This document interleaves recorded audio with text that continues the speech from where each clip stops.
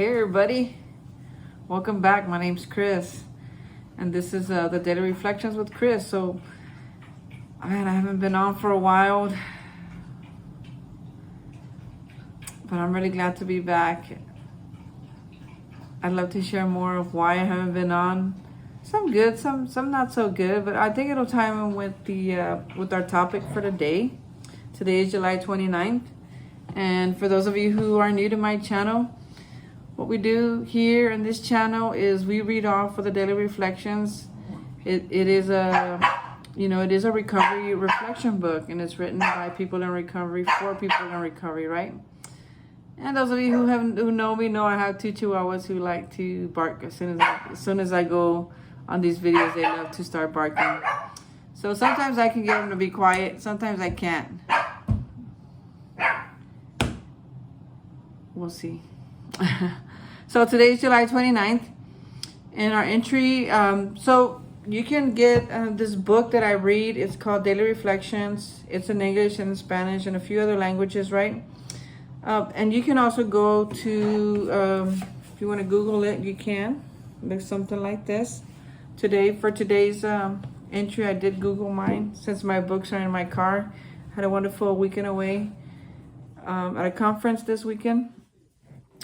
So everything's still in my car, but hey, thank God for computers, right? I Googled it and it came out right away. So here we go, July 29. Anonymous gifts of kindness. As active alcoholics, we're always looking for a handout in one way or another. That's from the 12 Traditions, illustrated, page 14.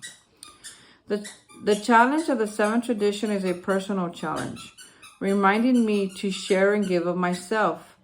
Before sobriety, the only thing I ever supported was my habit of drinking.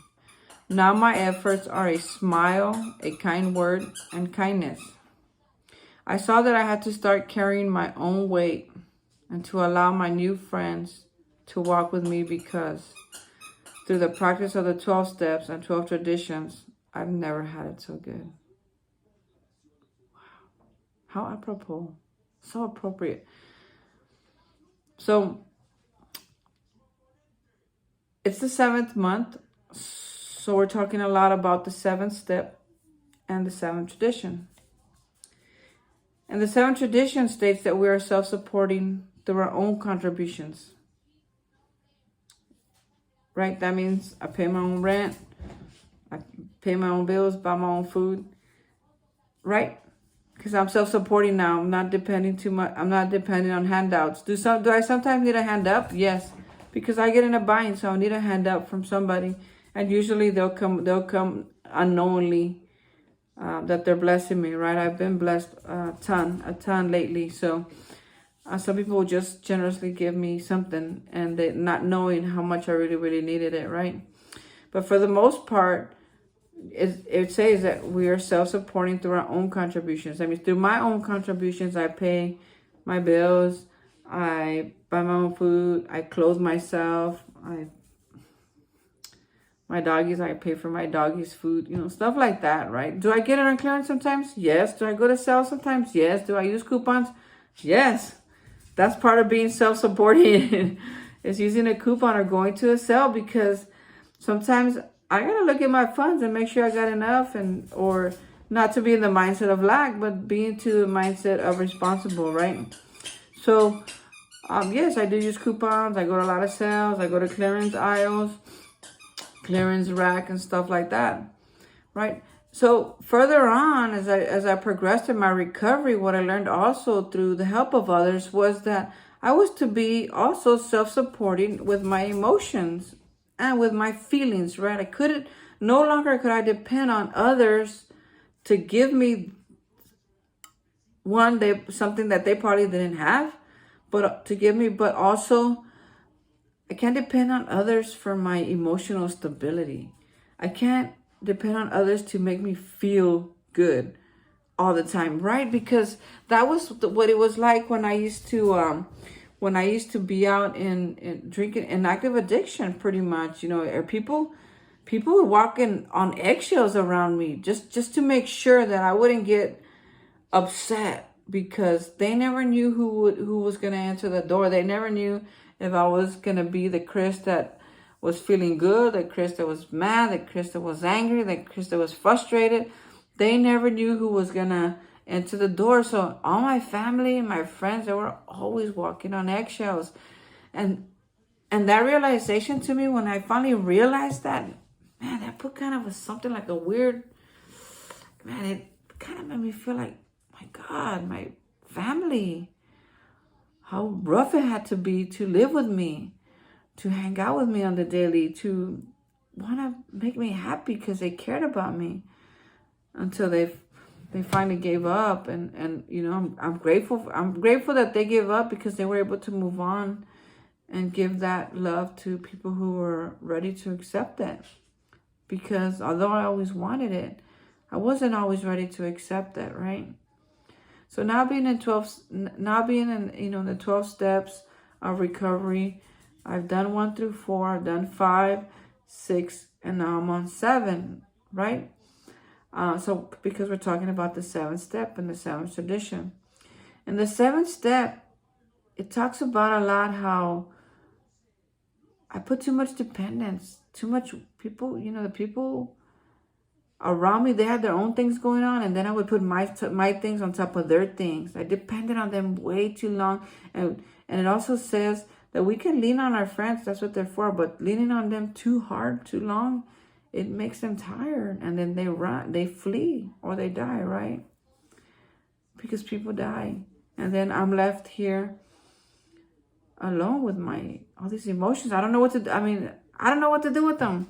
So the 7th step and the 7th traditions are the call to grow up. That's my call to grow up. It's like, hey, Chris, you still want to do this the way you've been doing it? Because it hasn't been working that way. Or do you want to try something new? Because if you want to try something new, we can help you, right? And recovery has been that for me. Like, it's always challenged me. It's always questioned me. Are you done drinking? Can you see how unmanageable your life has become because of it? And how you can't just drink one. And I had to admit to that at some point if I wanted to get well, right? So it continues to ask me these questions. And in step 7, it makes a difference between the boys and the men, right? It's like, do you want to stay the same, or do you want to grow up? And what part of growing up is the 7th tradition? I now am making sure that I'm taking care of myself emotionally, spiritually, physically, and financially. Right? The 7th tradition, it is about money, yes. It's mainly about money. Because when Bill W. and Dr. Bob created this thing, one of their biggest worries is that the Alcoholics Anonymous would die or fall apart. Right? So they came up with these traditions that would help us stay together. And one of them was that we would, through our own contributions, that $1 or $2 or 10 or 20, whatever it is that we can put in the basket, right, at every meeting, we use that money to pay our bills, so that we don't have to go and ask for a sponsor. Like, I don't need Nike to come and pay my bills, or Adidas, or anybody, right? Because what happens is, when we mix money with what we're doing through sponsorship, through outside sponsorship or outside entities, is now we're under their rules. So they made it clear that we had to support our own buildings, our rent, and our light with our own contributions. So that's why they passed the basket, and we put like $1 or $2 or whatever. Whatever. You put something in the basket, right? So, which is true. So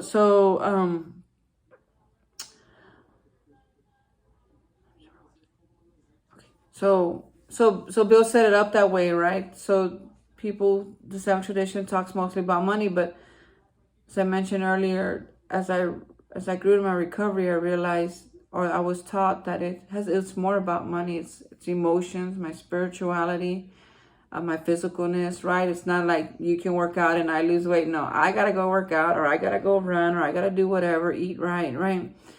If I'm unhealthy, if I'm not feeling good with my emotions, maybe I'm really sad, or I'm starting to get in depression. I don't know. Maybe it's time for me to seek out some therapy or some meditation or prayers. You know, they've taught me a lot of things that I could do here when I'm not feeling too good. Sometimes it's just taking a nap. So which I did today. I took a nap because I wasn't feeling good. Emotionally and mentally, I had a lot of things on my mind, decisions I gotta make, you know, and really, I had the big book of Alcoholics Anonymous just running in my head, speaking to me. It's like, Chris,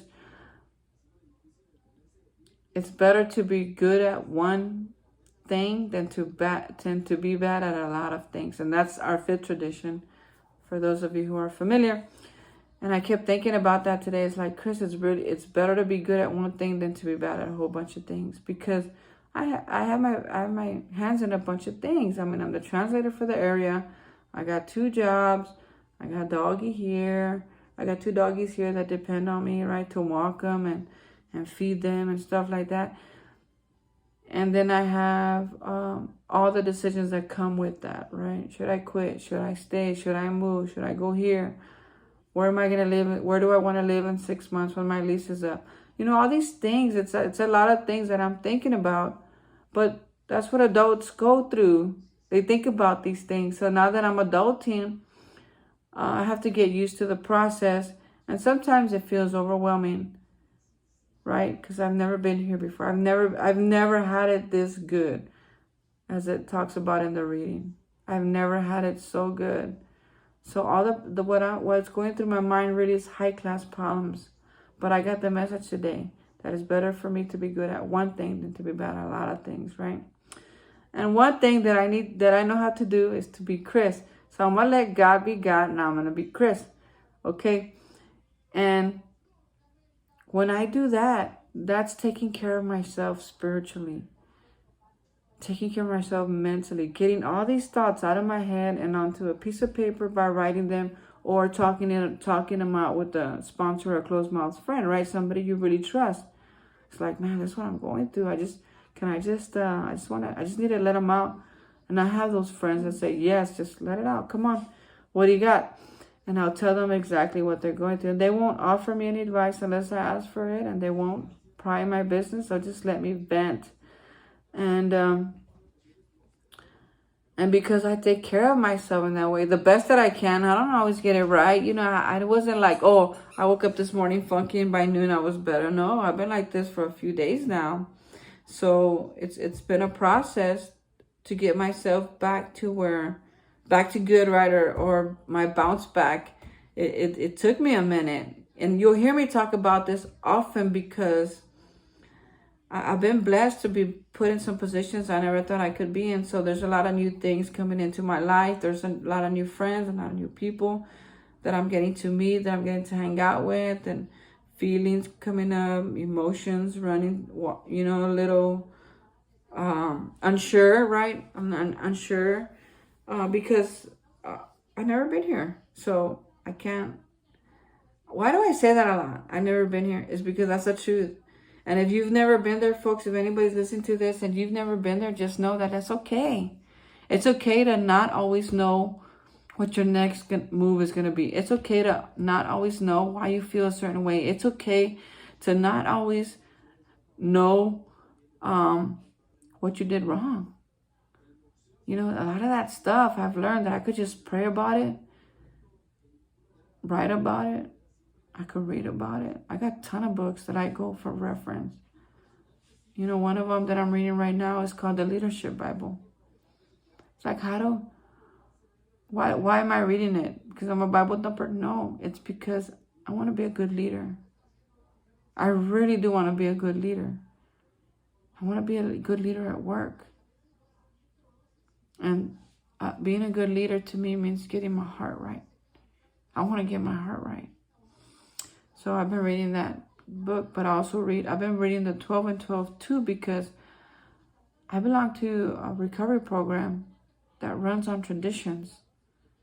And if I don't know them, then how can I work them?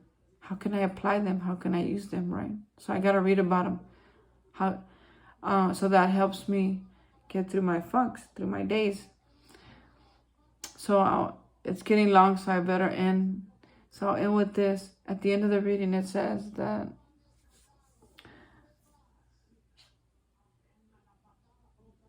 I saw that I had to start carrying my own weight and to allow my new friends to walk with me. Because through the practice of the 12 steps and 12 traditions, I've never had it so good. I get to have friends today who don't have to worry if they have to carry my weight. I have friends today who don't have to worry if they have to do certain things for me. They can walk easy right next to me because I have the opportunity to practice this 7th tradition in everything that I do. And because of that, my life is good. My life gets good. That I could just vent to somebody and they don't have to know the answers because I know that they might not have them and I'm not asking for them. I just need somebody to talk to. And I have those people in my life. I have people in my life who love me to talk to them about my stuff. Who I vent to. Who I get to hang out with. Who I get to joke around with. Who I get to laugh with. Who I get to cry with. Who I get to hug. Who I get to just be with. So natural and so easy. And folks, before coming to Alcoholics Anonymous, the people around me were stressed. They were neurotic. They were toxic. They were just focused on trying to make me happy, and it never worked. I'm so glad that my friends don't have to do that today. I'm glad that I can be kind, that I can say yes, thank you, of course, absolutely, sure I will.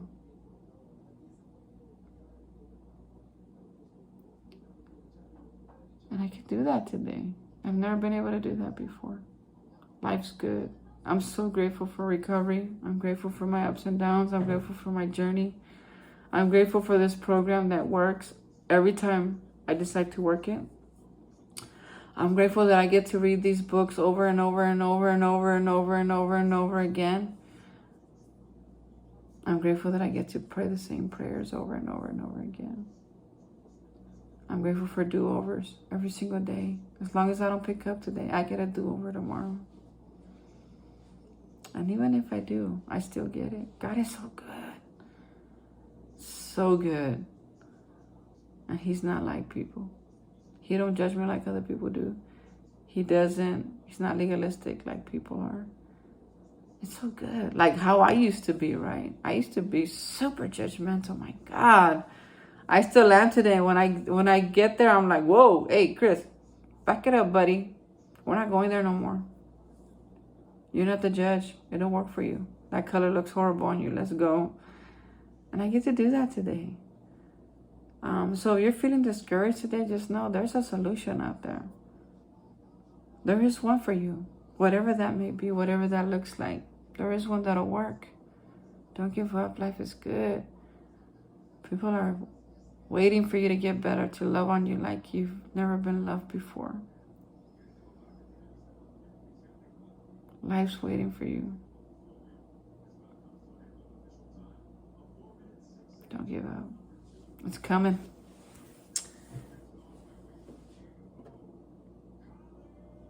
I guess that's all for now, folks. We'll see you again tomorrow. Bye.